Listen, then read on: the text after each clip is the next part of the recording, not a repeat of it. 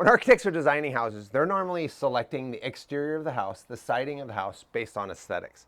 But is that really the best way to determine what's on the outside of your house, protecting you from the elements and ensuring the long-lasting durability of your house and often your primary investment of your life? I kind of think not. Maybe we should think a little bit differently about how we think about the outside of our house.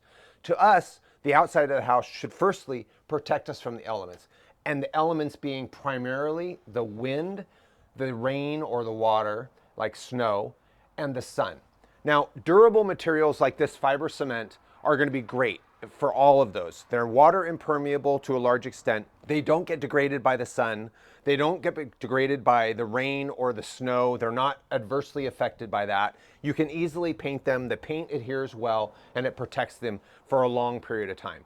Something like vinyl, which is not at all common in California, but has been used a lot of other places, also lasts a long time.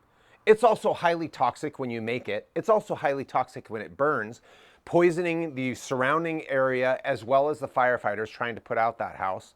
I hate vinyl. I would never put vinyl on a project. I think it's a terrible idea.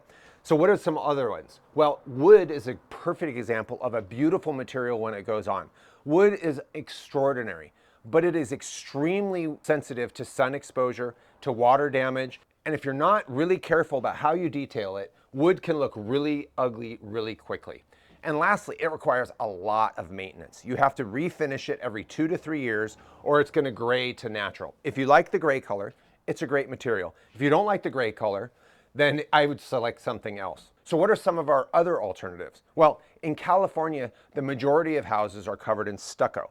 And stucco is a great material. It's cementitious, meaning it's super, super durable. It's not affected by cold or water, and it's really a durable material. The problem with stucco, especially in California, is that we have earthquakes, and that earthquakes can shake the stucco, and if it's not properly supported, meaning the house doesn't have plywood and is resistant to racking forces, that stucco can break. And that stucco can crack and allow water in. And the water can not only get into the tops of the windows that we have as stucco buildings, but around the bottoms of the windows, around the bottoms of the walls, and it will allow that water in, and then there's no air cavity behind that stucco with which to dry out those walls, and those walls end up turning into mush. You get major mold problems, and they cause a lot of termites to come up into those walls.